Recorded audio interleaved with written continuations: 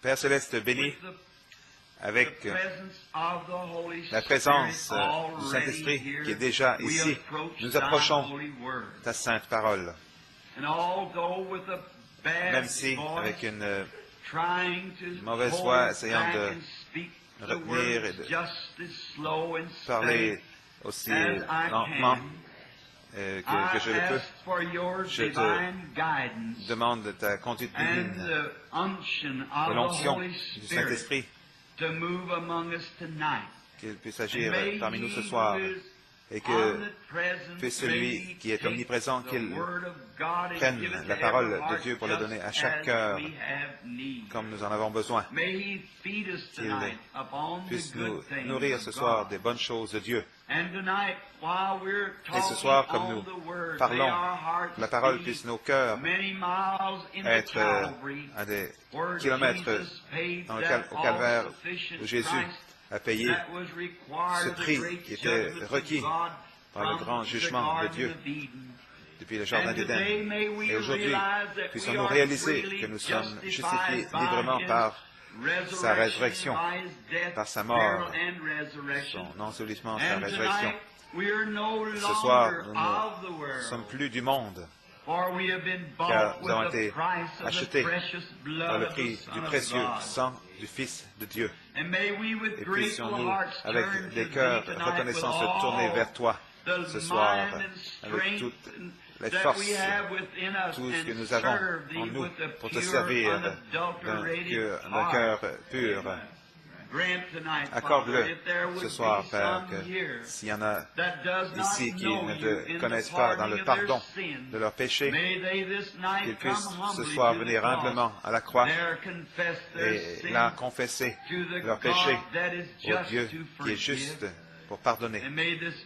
Et que ce soit une merveilleuse soirée pour nous tous. Nous demandons dans le nom de ton Fils Jésus, le Seigneur Jésus. Amen.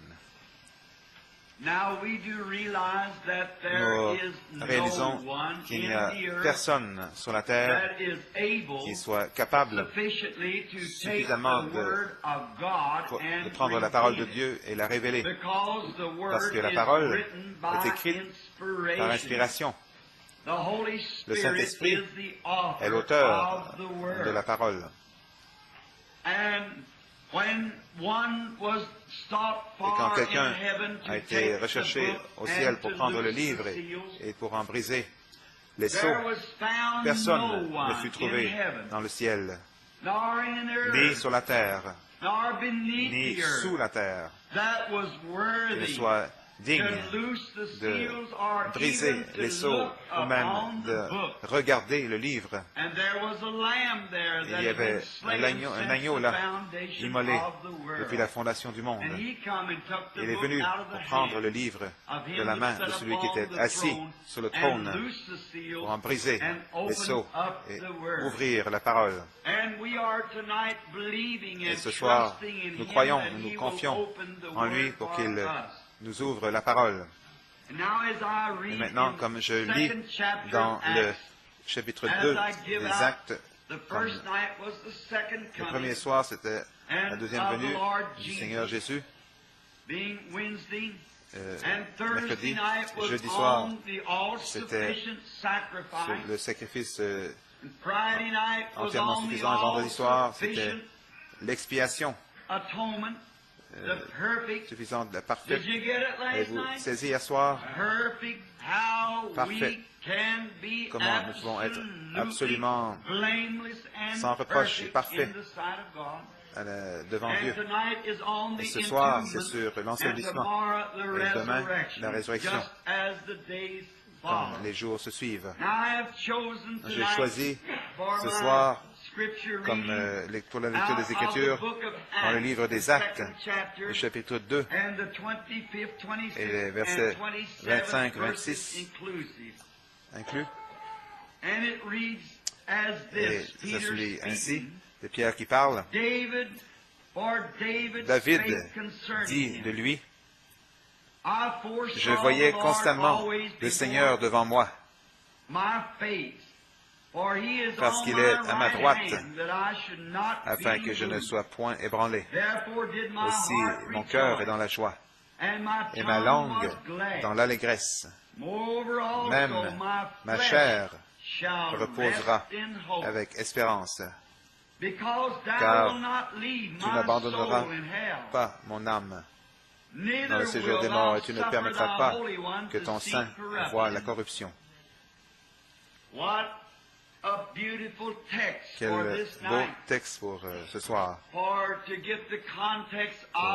donner un contexte de son ensevelissement. La première chose à laquelle nous disons attirer votre attention, c'est l'infaillibilité de la parole de Dieu. Dieu garde sa parole à la lettre. Ce soir, nous voulons fixer nos pensées sur cela, que Dieu garde sa parole. Nous pouvons être assurés que tout ce que Dieu a dit dans sa parole, que c'est la vérité. La foi ne repose pas sur les sables mouvants, les idées d'hommes ou la théologie des hommes. Mais elle a son endroit de repos final sur le roc inébranlable de la parole éternelle de Dieu. La parole. Si Dieu l'a dit, c'est pour toujours la vérité. Il ne peut jamais la reprendre et dire « c'est pas cela que je voulais dire ».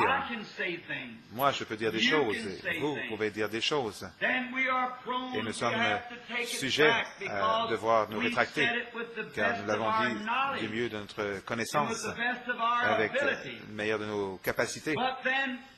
Mais Dieu est tellement différent de nous. Il est infini. Donc, il ne dit pas quelque chose à moins que ce ne soit absolument parfait. Il ne doit jamais se reprendre ou s'excuser pour ce qu'il a dit. C'est toujours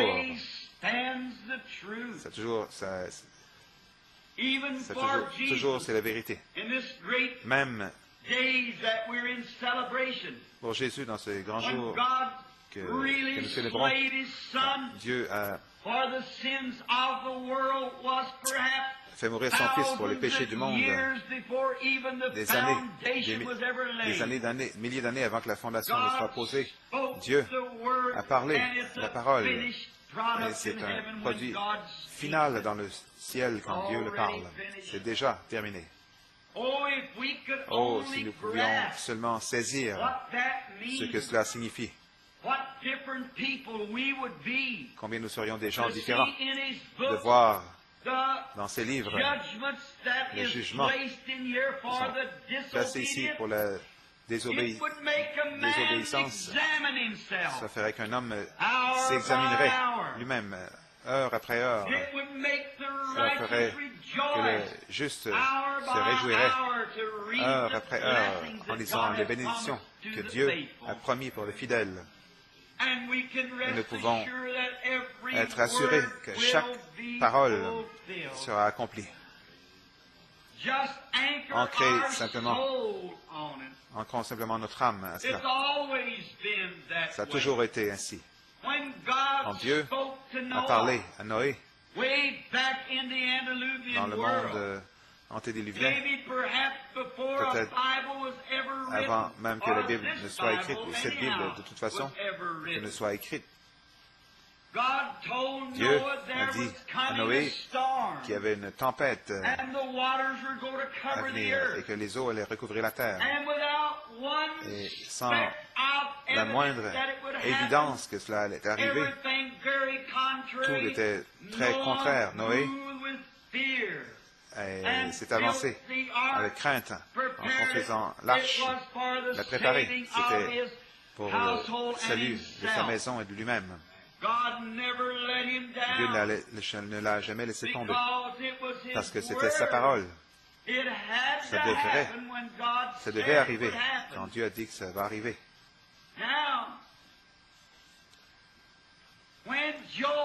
Quand Job, le plus ancien livre de la Bible, écrit peut-être avant que la Genèse soit écrite, il a été inclus dans la Bible. Moïse a écrit la Genèse. Job, dans son livre, il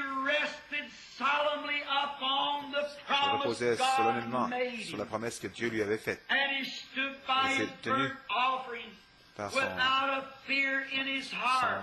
son sacrifice, son offrande sans crainte dans son cœur, sachant que Dieu était capable d'accomplir ce qu'il avait dit qu'il accomplirait. Et quand tout semblait aller de façon contraire, Job s'est tenu ferme, parce que la promesse de Dieu était ferme.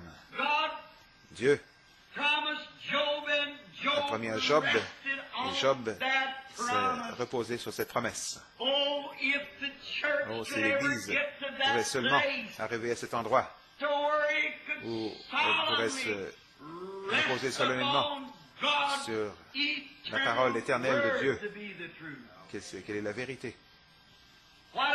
Quelle différence cela ferait. Quelle correction cela ferait. Quel retranchement il y aurait. Quelle joie il y aurait. Quelle puissance il y aurait. Quand les hommes et les femmes prendraient Dieu à ce qu'il a dit. Peu importe de quoi ont l'air les circonstances, cela n'a rien à voir avec cela. Dieu l'a dit, c'est réglé. Et Job, quand il était dans le temps le plus éprouvant de toute son expérience, quand il s'est retrouvé dans la présence de Dieu, un homme juste, même Dieu a dit qu'il était parfait. Il n'y avait personne comme lui sur la terre. Satan a reçu le privilège de le tenter en disant « Je vais le faire te maudire ». Il a presque pris la vie de Job et il l'aurait fait, mais Dieu avait tracé une ligne. Il a dit « Tu peux tout lui faire, mais ne lui prends pas sa vie ». Alors, quand Job se tenait ce moment crucial de tentation, il a dit, je sais que mon Rédempteur est vivant. Et au dernier jour, il se tiendra sur la terre. Même si les vers détruisent ce corps dans ma chair, je verrai Dieu. Peu importe combien ça semblait sombre et irréel, il y avait quelque chose. Job avait ancré son âme à la promesse éternelle de Dieu. Aussi nous pouvions seulement faire cela. Remarquez, il se reposait sur la promesse. Je sais que mon Rédempteur est vivant. Et je veux que vous remarquiez pour les paroles futures, Job a spécifié son endroit d'ensevelissement. Et quand Job est mort, il fut enterré ainsi. Il y avait un autre homme du nom d'Abraham qui avait pris Dieu à sa parole. Et il croyait en Dieu. Il appelait toutes les choses qui étaient contraires à la promesse que Dieu lui avait donnée comme si elles n'existaient pas. Il prenait Dieu à sa parole. Et quand les jours passaient, les semaines passaient, les mois, même les années passaient, cela n'avait jamais fait changer Abraham du tout. La Bible dit qu'il ne chancelait pas par incrédulité à la promesse de Dieu, mais qu'il était fidèle, donnant la louange à Dieu. Quand tout semble, à chaque jour, ça devenait simplement plus difficile à chaque jour, mais au lieu de devenir plus faible, Job devenait plus fort à chaque jour. Oh, Oh, quelle assurance bénie nous avons. Quand les difficultés semblent se lever pour rendre les choses que Dieu a promises une impossibilité, au lieu de reculer avec peur dans le monde, nous devrions nous tenir encore plus fermement que nous ne sommes jamais tenus sur le ainsi dit le Seigneur. Ça devrait être réglé quand Dieu dit quelque chose. Abraham appelait ces choses qui étaient comme si elles n'étaient pas, parce qu'elles étaient contraires à la parole.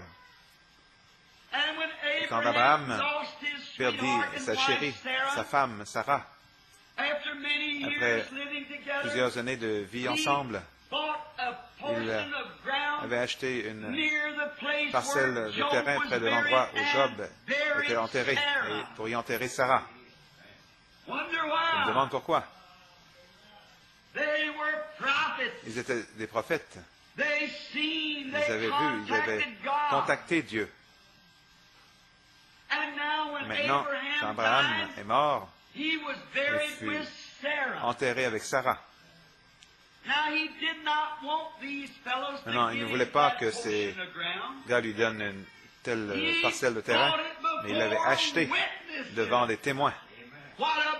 Quel beau type du baptême. Il l'avait acheté devant des témoins, que c'était sa possession. Oh, c'est ainsi qu'un vrai croyant devrait venir.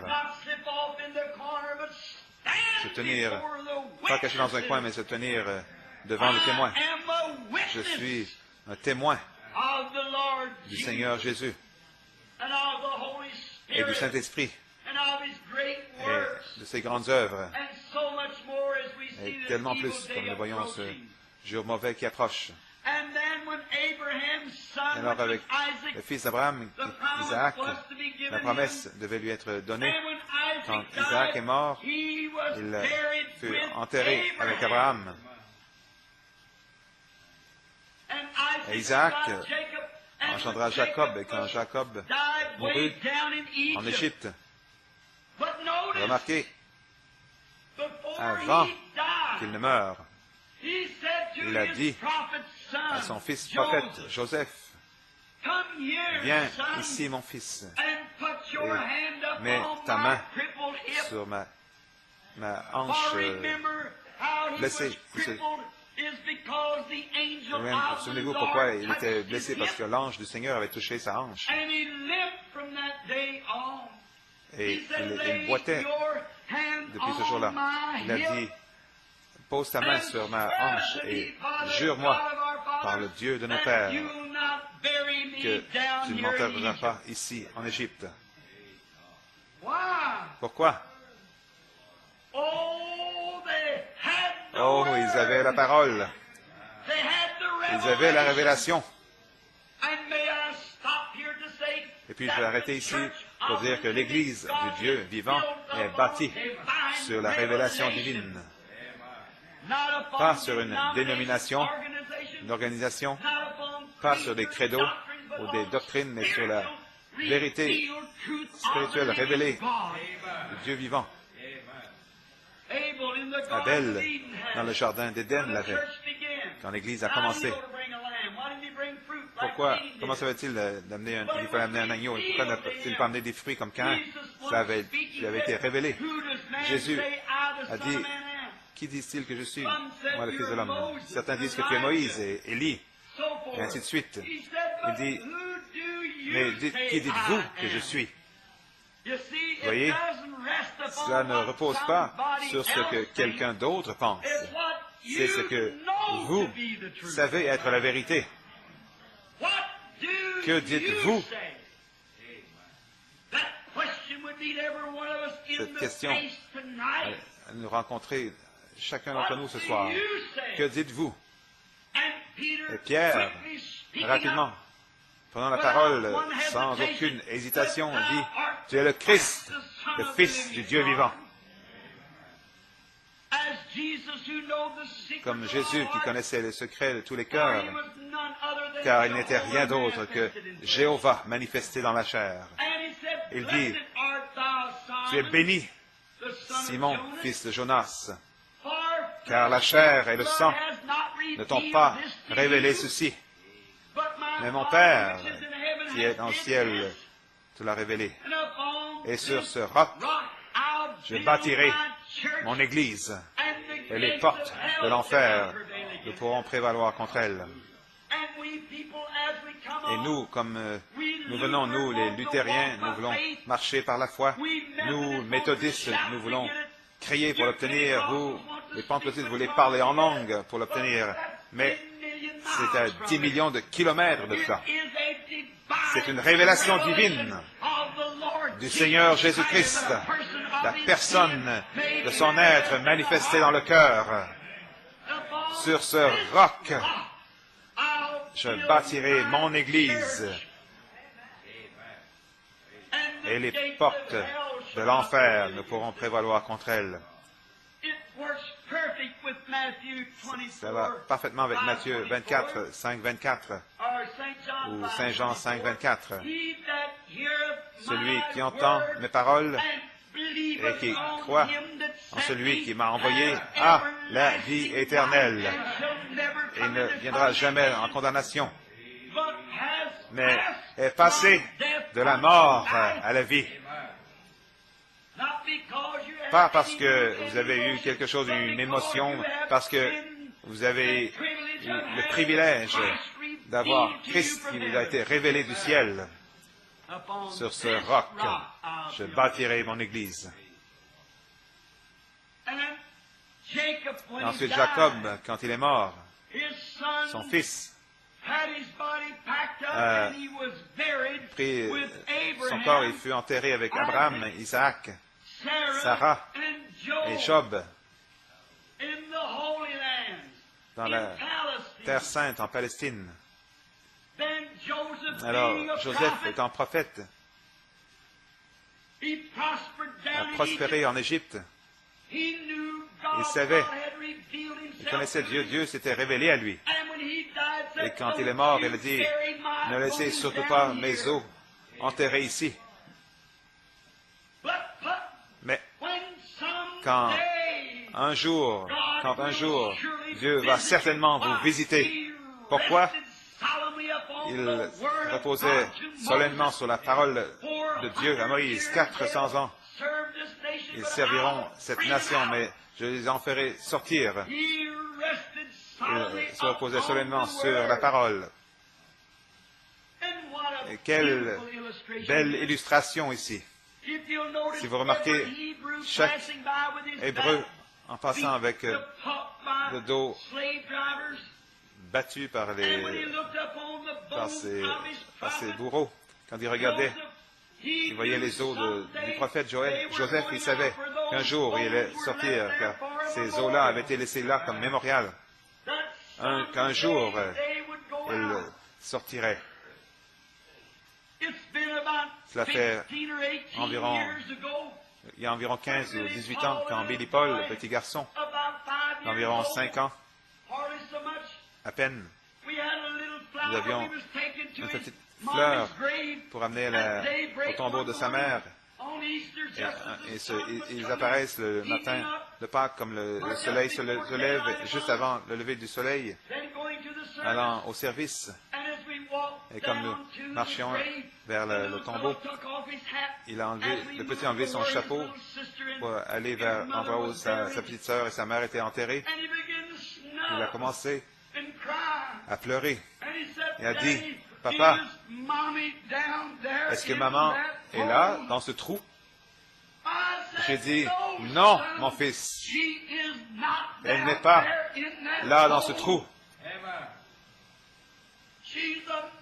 Elle est 1 million de fois mieux que toi et moi. » Il dit, « Est-ce que je vais revoir maman à nouveau? » J'ai dit, « Par la grâce de Dieu, si tu le désires, tu peux la voir à nouveau. » Est-ce que son corps va sortir de ce tombeau?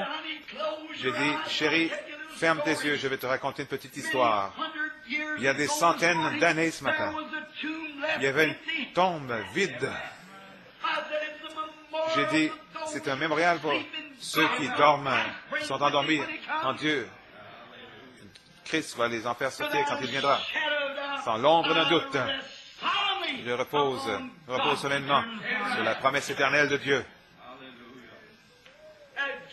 Comme Job d'autrefois, quand nous avons entendu cendre à cendre et la poussière à poussière, cela me rappelle Longfellow qui a dit, ne me dites pas par des pleurs, la vie est seulement un rêve vite et les choses ne sont pas ce qu'elles semblent être. Il a dit, la vie est réelle, la vie et la tombe n'est pas son but, car tu retournes à la poussière. Cela n'a pas été dit au sujet de l'âme. Ils appellent ça théophanie.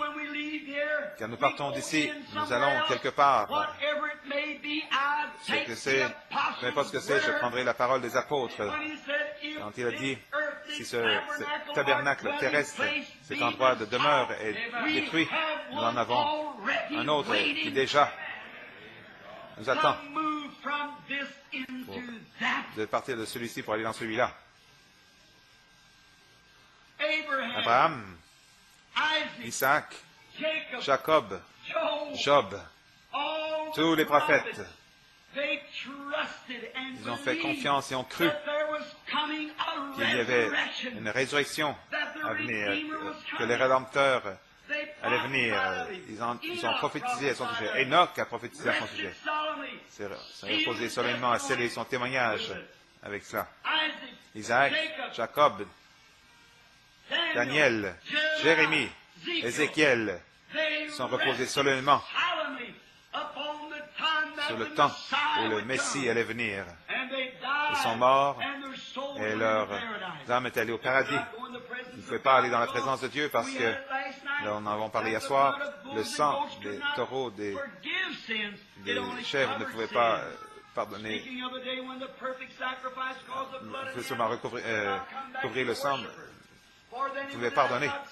Il ne serait pas arrêté d'arrêter des sacrifices pour ça. Mais quand le Fils de Dieu est mort, la vie qui était en lui, c'était rien d'autre que celle de Dieu. Il revient nous adopter dans la famille de Dieu. Maintenant, nous sommes des enfants de Dieu. La vie de son sang. Maintenant, remarquez rapidement, quand nous suivons, dans l'Ancien Testament, ceux qui croyaient, qui adoraient et qui mouraient dans la foi, attendant ce temps-là. La raison pour laquelle ces prophètes ont fait cela, ils voulaient être enterrés en Palestine. Ils savaient que la résurrection n'allait pas être en Égypte, elle allait être en Palestine seulement. C'est pour cela que je dis ce soir, j'ai toutes sortes de noms. Peu importe comment les gens m'appellent. Ça ne veut rien dire pour moi.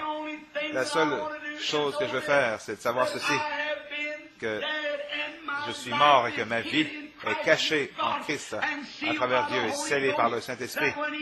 Et quand il appellera parmi les morts, je répondrai en ce jour-là. Enterrez-moi en Christ. Car ceux qui sont en Christ, Dieu ramène-la à lui en ce jour-là. Comment entrer en Christ? 1 Corinthiens 12, 13, par un esprit. Nous sommes tous baptisés dans un corps et nous devenons les citoyens du royaume de Dieu. Nous professons être des étrangers, des pèlerins sur cette terre, ne recherchant pas ces choses mondaines, mais recherchant la venue du roi béni qui nous va prendre la domination quand il viendra dans sa gloire. Certainement, nous regardons à sa venue. Il n'y a aucun doute dans mon esprit. C'est ce que Jésus avait dans son esprit quand il était ici sur la terre. C'est que c'est l'infaillibilité de la parole éternelle de Dieu. Nous savons qu'en lui demeurait la plénitude de la divinité corporellement. La divinité entière était en lui. Il était Père, Fils et Saint-Esprit. Mais demeurait sous une forme humaine, la théophanie de Dieu, la grande image de Dieu qu'il a fait l'homme, il a placé sur la terre, il avait un corps. Dieu n'est pas sans corps, Dieu a un corps. Il ressemble à un homme. Moïse l'a vu, d'autres l'ont vu. Il ressemble à un homme. C'est simplement une impression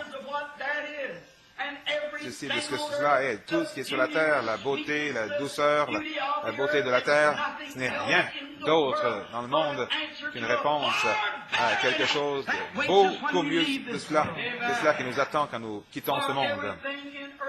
Tout sur la terre est simplement un exemple de ce qui est au ciel. Tout ce qui est bon, tout ce qui est juste, tout ce qui est beau, les arbres, les oiseaux, tout est l'exemple de ce qui est au ciel. Notre propre vie n'est qu'un exemple, mais c'est une ombre simplement. Ce n'est pas la chose réelle, c'est le côté négatif. Ça prend la mort pour développer une photo, pour nous remettre dans la théophanie d'où nous venons. Alors dans la résurrection, nous venons à sa ressemblance, un corps ressuscité. Quel beau, pas seulement beau, mais c'est la vérité solennelle, réelle de la parole éternelle de Dieu, que nous serons comme lui. Remarquez, Jésus a été investi de toute la puissance de Dieu. Quand il a rencontré Satan, il n'a pas utilisé aucune de ses puissances. Il a simplement référé à la parole. Il l'a fait. Il a dit, il est écrit. L'homme ne vivra pas de pain seulement, mais de chaque parole qui sort de la bouche de Dieu. Alors, comment pouvez-vous dire que vous pouvez rester à la maison être un aussi bon chrétien que vous seriez à l'église? Vous ne pouvez pas le faire.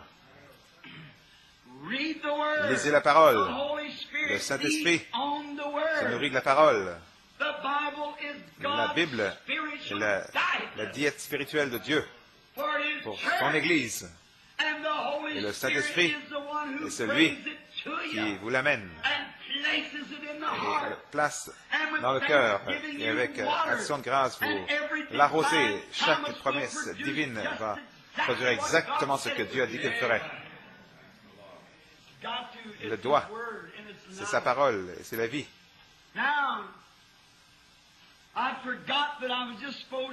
J'avais oublié que j'étais censé avoir seulement une demi-heure. Ça me prend tellement de temps pour dire ce que je veux dire. Mais remarquez, Jésus, à la dernière heure ou deux de sa vie, beaucoup de prophéties ont été accomplies. Quelqu'un m'a dit, Frère Branham, ceci doit arriver, cela doit arriver. J'ai dit, ça pourrait arriver dans une heure. Si vous lisez le psaume 22, et vous voyez son heure de mort à la croix, j'ai oublié combien de prophéties formidables ont été accomplies dans les 2 ou 3 dernières heures de sa vie. Certainement. Ils ont percé mes pieds, mes mains. Mon Dieu, pourquoi m'as-tu abandonné? Et ainsi de suite. Comme David l'avait dit. Une autre chose que j'aimerais que vous remarquiez, la vérité, l'infaillibilité, l'infaillibilité de la parole de Dieu. La Bible dit qu'il garde tous ses os. Pas un seul ne fut brisé. En type de l'agneau pascal. L'agneau pascal en était un type. L'agneau devait être sans défaut. Aucun os brisé dans l'agneau. Et à l'heure où il mourut, ils sont allés pour lui briser les jambes avec un marteau. Et juste avant, regardez à ce moment crucial, l'homme avec le marteau, qui était prêt à lui frapper les jambes, et la parole de Dieu avait dit, il n'y aura pas un seul os de brisé dans son corps. Comment ça va arriver? Nous nous hâtons. Et la parole de Dieu est éternelle. C'est la parole de Dieu. Elle est parfaite. Alors ceux qui sont en Christ sont aussi certains de ressusciter qu'il y a une résurrection. Dieu est obligé, envers sa parole, de vous guérir comme il l'est de vous sauver. Sa parole qu'il a promis. C'est la parole de Dieu. Nous n'avons pas le droit de retrancher, simplement de dire c'est la vérité. Croyez-le, peu importe ce qui arrive, croyez de toute façon. C'est comme ça que les restes d'entre eux ont dû croire. Ils ne sont pas exclus de cela. Dieu a donné la Palestine à Israël, mais ils ont dû se battre pour chaque centimètre de terrain. La promesse est à vous, mais vous devez vous battre pour chaque centimètre que vous réclamez. Le diable va y voir, certainement qu'il va le faire. Remarquez, quand ils étaient prêts à briser les jambes de notre Seigneur Jésus, si ce marteau lui avait frappé la jambe pour la briser, Dieu aurait été faux. Mais il n'y avait pas assez de démons dans tout le tourment pour laisser ce marteau frapper ce précieux corps. Car David, 800 ans avant, avait dit que pas un seul os ne sera brisé dans son corps. La parole de Dieu doit demeurer fidèle, vraie. Et quand il fait alors, ils ont pris une lance, ils l'ont enfoncée dans son côté, et le sang et l'eau en est sorti pour accomplir ce que la Bible avait dit. Ils ont percé mes mains et mon côté. La parole était accomplie. Maintenant, quand il était mourant, oh, quelle heure terrible! Je pense à ce chant, et honnête, ça me fait me sentir terrible quand je pense que ce chant que le poète a écrit il y a plusieurs années, les ciels sombres, mon sauveur a courbé la tête et est mort. Le voile ouvert a révélé le chemin. Le ciel se réjouit quand il était suspendu là, mourant, saignant, quand il a courbé la tête. Le soleil a eu tellement honte de regarder en bas sur les créatures mortelles que Dieu avait fait à son image et il doit payer un tel prix pour le racheter. Le soleil refusa de regarder sur la terre durant cette heure. La lune fut tellement embarrassée, elle s'est retirée et les étoiles ont tourné le dos à la terre. Quelle chose horrible, le péché. Dieu a dû traiter avec cela. Et de voir ces prêtres moqueurs qui crachaient au visage. Si tu es un prophète, dis-nous qui t'a frappé. Un d'entre eux lui a arraché la barbe, lui a frappé au visage. Il a dit, si mon royaume était de ce monde, j'aurais immédiatement appelé mon père et il m'enverrait 12 légions d'anges. Ça aurait pu être changé, mais comment pouvait-il faire cela? Il ne pouvait pas le faire, car c'était ses propres enfants qui réclamaient son sang. Pouvez-vous imaginer un père, un papa, avec ses propres enfants, dans les ténèbres, qui demandent, réclament le père le sang de leur père. C'est pour cela qu'ils ne pouvaient rien faire d'autre que de mourir. S'ils n'avaient pas fait, c'était la damnation pour ses enfants. La damnation pour les créatures. Il devait mourir pour sauver son peuple. Et quand il l'a fait, quand il a courbé la tête, cette vieille terre a eu un tremblement. Elle a dû avoir un secouement nerveux, car la Bible dit que toute la terre, de la 6e à la 9e heure, était dans les ténèbres. Toute la face de la terre, et la terre a tremblé. Et les pierres se sont brisées. Le voile du temple s'est brisé de haut en bas. Le sacrifice, le Fils du Dieu vivant était mort. Il était tellement mort que le soleil ne l'a pas reconnu. Il était tellement mort que la lune l'a reconnu, que le soleil l'a reconnu. Il était tellement mort que les étoiles l'ont reconnu. Il était tellement mort que la terre l'a reconnu. Il était tellement mort que les éléments l'ont reconnu. Les atmosphères l'ont reconnu. Tout devait savoir que c'était le Fils de Dieu. Car la parole de Dieu ne pouvait pas faillir. Il était promis depuis le jardin d'Éden. la semence qu'il a brisé la tête du serpent. Alors, qu'est-ce qui lui est arrivé? Où est-il allé? Quand il a laissé la croix pour aller dans la tombe de Joseph d'Arimathée, il était si pauvre qu'il n'avait pas l'endroit pour se poser la tête. Il était né dans une mangeoire avec un nom noir d'œil comme un enfant illégitime. On riait de lui, se moquait de lui sur la terre. On riait de lui, il était rejeté. Et quand il mourut, il devait mourir à travers la peine capitale entre deux brigands. Il n'avait même pas d'endroit pour l'enterrer. Il fut enterré dans la tombe d'un autre homme. Le Dieu même du ciel venant sur la terre. Pour qui nous prenons-nous? Nous devons endurer quelques souffrances. Qu'est-ce qu'il a donné pour nous? Pensez-y, mes amis. Étudiez cela. Le soldat romain a dit, vraiment, c'est le Fils de Dieu. Les pécheurs devaient le reconnaître. Judas dit, j'ai trahi un sang innocent. Il a dû le reconnaître. La terre entière l'a reconnu. Et où est-il allé? Dans un homme mort, est-ce que ça termine tout? Non, monsieur. Il devait mourir ainsi, parce que la Bible de Dieu a dit qu'il mourrait de cette façon. Il s'est confié dans la parole de Dieu. C'est pour cette raison qu'il faut dire, détruisez ce temple et je le reconstruirai en 3 jours, car David avait dit, un endroit dans la Bible, sous l'inspiration, Dieu, l'homme de Dieu, le prophète qui était oint, la parole a dit, je ne permettrai pas que mon sein ne voie la corruption. Et je ne laisserai pas son âme en enfer. Jésus a dit, si vous détruisez ce temple, je le relèverai en 3 jours. Il savait que la parole de Dieu ne pouvait pas faillir. Oh là là. S'il pouvait se poser solennellement sur cela, croyant que la parole de Dieu ne pouvait pas faillir, combien plus pouvons-nous nous reposer solennellement que nous sommes nés de nouveau par le Saint-Esprit.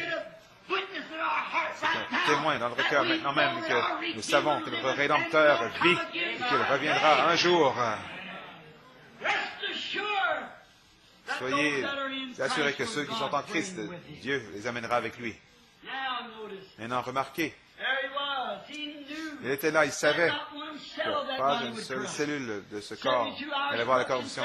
La corruption vient en 72 heures, c'est pour cette raison qu'il n'est pas resté là 3 jours. Il est mort le vendredi après-midi, il était ressuscité dimanche matin, mais il était pendant ces 3 jours.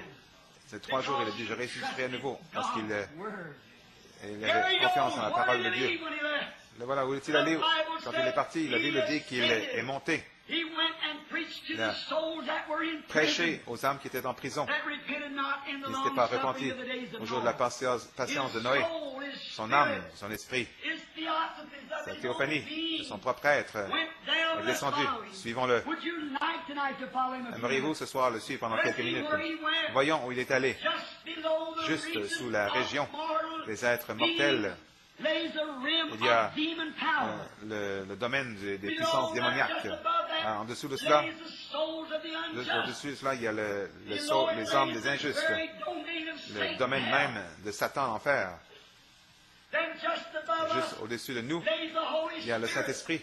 Et puis sous l'autel, il y a les âmes des hommes justes. Et ensuite, c'est Dieu lui-même. Un qui descend et l'autre qui monte. Les 2 esprits sont ici sur terre, influençant les gens de cette terre. Et quand Jésus est mort, il est descendu là, je peux le voir ce vendredi après-midi après sa mort. Frère Branham frappe à la porte dans la région des perdus. Suivons-le une minute. La porte ouvre. Il y avait des femmes, il y avait des hommes, il y avait des jeunes dames, il y avait des vieux. Ils étaient tous ensemble dans cet endroit hideux appelé la prison des âmes perdues. Si j'avais le temps, j'aimerais vous dire que c'est peut-être une vision.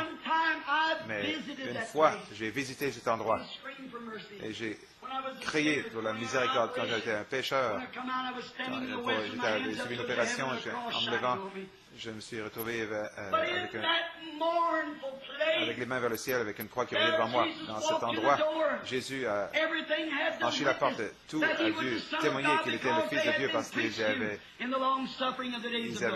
au jour de la patience de Noé, il a été prêché. Il a frappé à la porte, il a dit, je suis celui dont Enoch a parlé, je suis la semence de la femme qui devait briser la tête du serpent. Chaque parole de Dieu a été accomplie. Je suis mort là-bas au calvaire et j'ai acheté mon église. Et ce dont Enoch a parlé, je suis celui-là. Ils étaient sans miséricorde, sans espérance parce qu'ils avaient transgressé la porte. J'ai fermé dans leur face, devant eux. Dans la région des démons, vers les portes de l'enfer, il frappe à la porte. Son corps est dans la tombe, attendant la résurrection. Il visite les endroits où vont les justes et les injustes. Où vous irez un de ces jours, à un de ces deux endroits. Et il frappe à la porte de l'enfer. Et quand il a fait cela, le diable est sorti. Je peux l'entendre dire, « Oh! Donc, finalement, tu es arrivé. Je pensais vraiment t'avoir quand j'ai tué Abel. Vous voyez, quand cette semence a été promise dans le jardin d'Éden, le diable constamment a essayé de détruire cette semence. Et la mort d'Abel et la venue de Seth, c'était la mort, l'ensevelissement, la résurrection de Christ. La résurrection, la semence doit continuer. Il a essayé de la détruire. Il a dit, je pensais t'avoir quand j'ai détruit Abel. Je pensais t'avoir quand j'ai détruit les prophètes. J'étais convaincu que je t'avais quand j'ai décapité Jean. Maintenant, après tout, tu es arrivé. Je te tiens maintenant. Oh là là. Je peux m'entendre dire, Satan, viens ici. Il est le patron maintenant. Il prend la clé de la mort d'enfer, lui arrache de son côté, il la met à son côté. Je veux t'aviser. C'est un avertissement, tu as été un bluff assez longtemps. Je suis le Fils de Dieu vivant, né d'une vierge. Mon sang est toujours là sur la croix.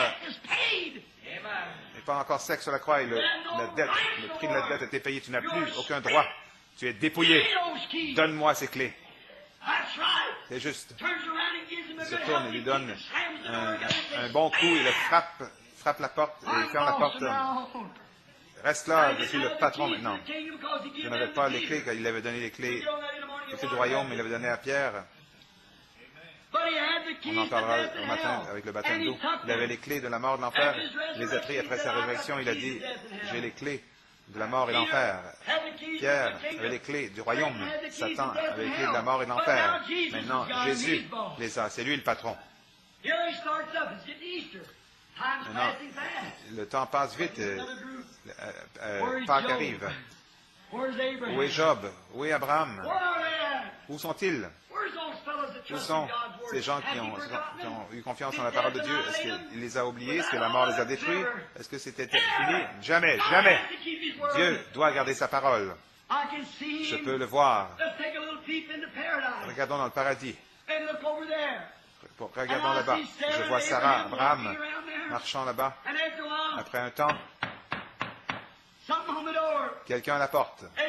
Abraham va ouvrir la porte. Il dit, chérie, viens ici, regarde.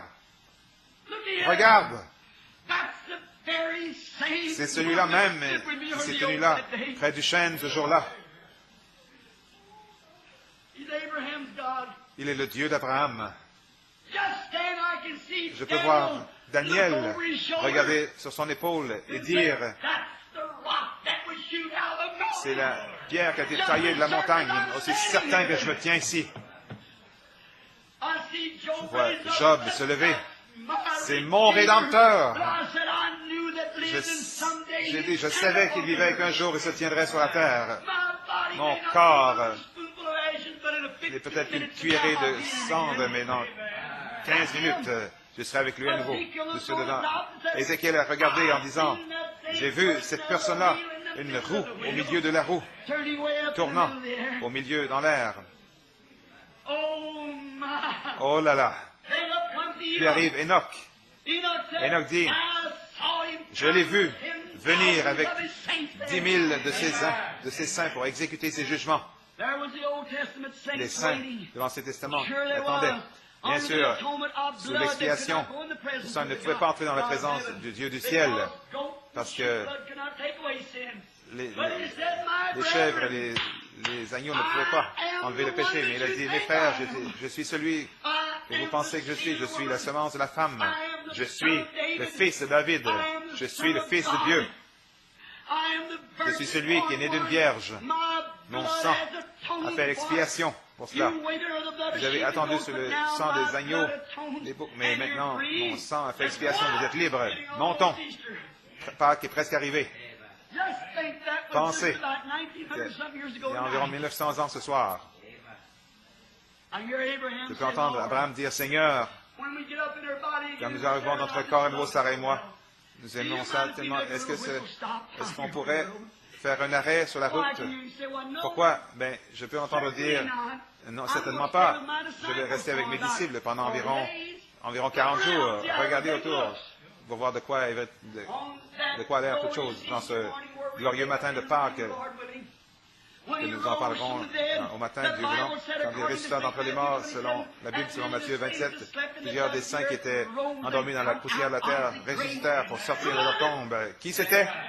Abraham, Isaac, Jacob, Job. Ceux qui, par une révélation spirituelle, savaient que leur Rédempteur allait se tenir sur la terre un jour. Ce sont eux, les prémices de ceux qui étaient endormis. Ils sont entrés dans la ville. Je peux voir Sarah, Abraham, jeune, beau, plein de vie, pour ne plus jamais vieillir, plus jamais malade, plus jamais faim, marchant dans leur corps. Ces phases étaient là. Caïphe était là. Quelque chose s'est produit l'autre jour. Regardez, ce gâchis dans le temple. Il va falloir trouver quelqu'un pour recoudre le voile. Regardez. Qu'est-ce qui est arrivé, ce gars-là? Est-ce qu'il était un sorcier ou quoi? Qu'est-ce qui est arrivé? Dites. Venez ici. Joséphus. Qui est ce jeune couple-là qui se tient là-bas, là? Abraham dit, Sarah, on nous a reconnus. On serait mieux de partir. Ils sont apparus à plusieurs. C'était pas tout. En terminant à observer. Un jour,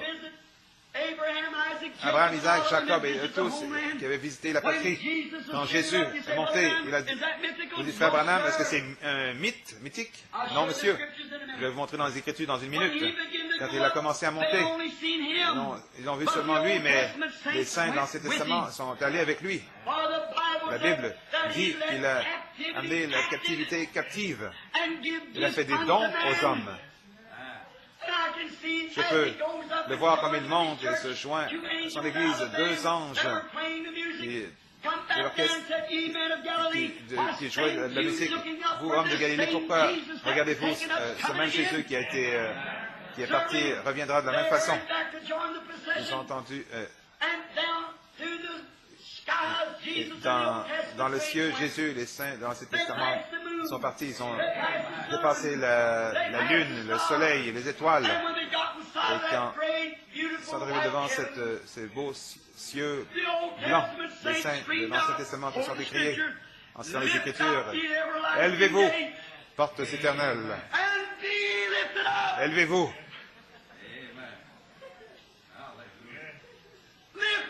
Élevez-vous, portes éternelles. Élevez-vous et laissez entrer le roi de gloire.